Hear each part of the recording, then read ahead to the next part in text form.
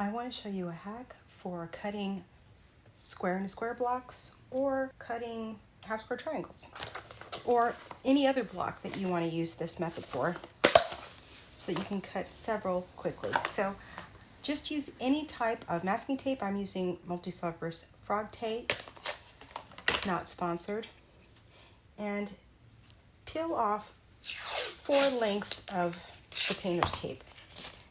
Put it on the back of a clean cutting mat.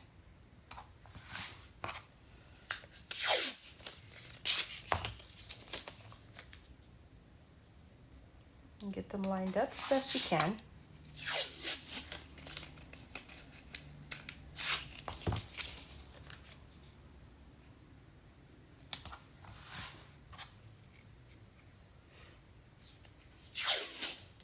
Four layers works for me. You can do more if you want to, but I think 4 is a good number. Then take your cutting ruler and cut 1/4 inch strips.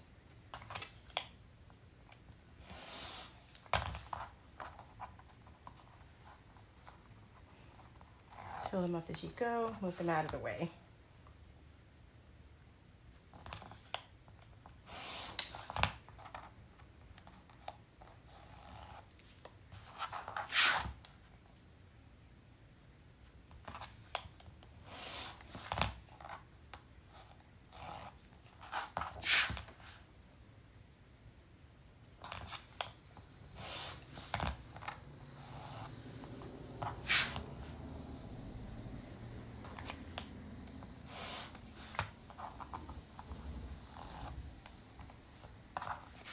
So this is 1.88 inches, it says.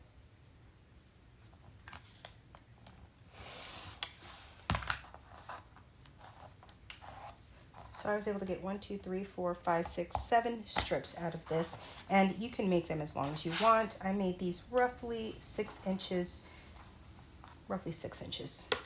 Now just keep these handy for you to use on your templates, and you can use them over and over again as long as they're sticky. I keep them on the wall right next to me for when I need to make a cutting template. I decided to make a jig for my 4.5 inch blocks. I have this 4.5 inch ruler, but you don't have to have one as long as it's bigger. I could do it on the 6.5 inch ruler, but I'm going to do it on my 4.5 because I have it. And I decided I was going to make a jig for these square into square blocks since I'm going to be making several. And I'm measuring the width, and it is 2 7/8, which it should be, right? Because I've taken off 1/4 inch or 1/2 inch. And I've got these pieces of tape that I was telling you about with my jig that I made earlier. And I'm going to measure 2 7/8. So I'm going to make my first measurement at 3. And then I'm going to make my second at 2 7/8.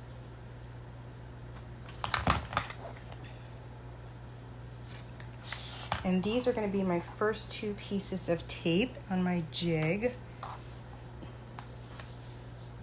So what I'm going to do is I'm going to peel these up from my board, and I'm going to put my ruler on my block where it should be placed, but upside down. So I'm at 2 1/4 here, 2 1/4 here, 2 1/4 here, and 2 1/4 here, and that gives me a guide. My seams are pressed to the outside, so I want to put my tape to the inside so it locks in, and I'm just going to put it along my seam line and make sure that it's within the boundaries of my square here. And I'm going to do the same thing here, just inside my square that's in the square, and like so. Then I'm going to flip this over and check the fit, and that is pretty nice. And that's enough tape for me to get square, really.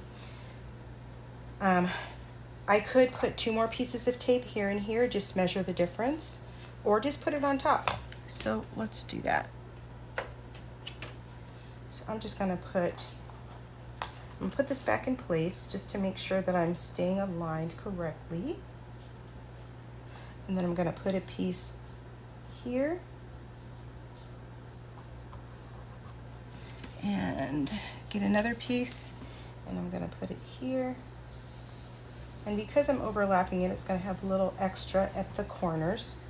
And then where it is going beyond my other tape, I'm gonna just use my rotary cutter and cut it off straight so that it stays within my square, in the square.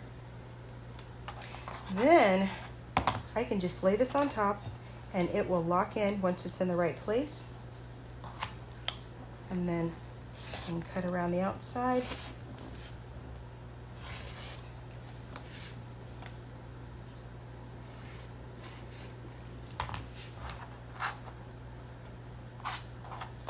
And there's my square. And then when I want to do the next one, same thing. I just get it locked in the middle.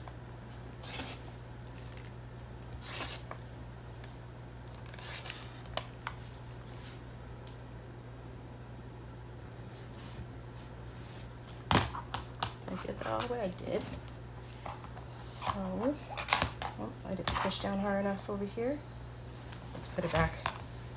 Let's just put it back. There we go.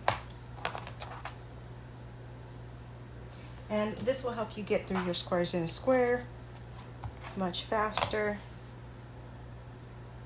Just get it locked in there.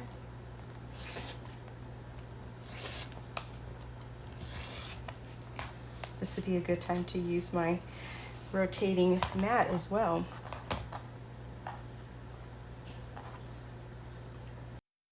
After recording that last bit, I realized I didn't need my rotating mat, that the jig locks the block in so I can cut the sides and then rotate it using the jig without needing my rotating mat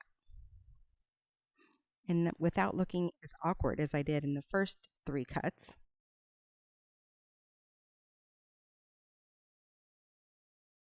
Look at that. So just cut the second sides and you're good to go. If my seam allowances were pressed to the outside, I would have needed to put the tape on the inside. Hope that helps. Bye.